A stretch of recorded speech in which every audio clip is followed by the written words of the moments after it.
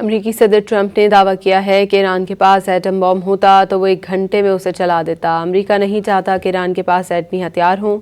Washington میں تقریب سے خطاب میں ٹرمپ نے کہا کہ ایران نے ایٹمی ہتھیار نہ بنانے پر 100% اتفاق کر لیا۔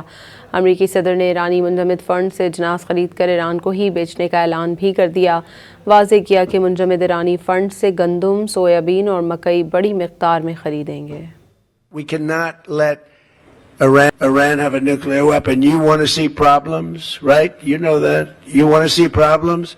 You give them a nuclear weapon. They'll use it within the first hour, and we're not going to let that happen. So we did that. They will not have a nuclear weapon, and they've agreed to that, 100% agreed to that.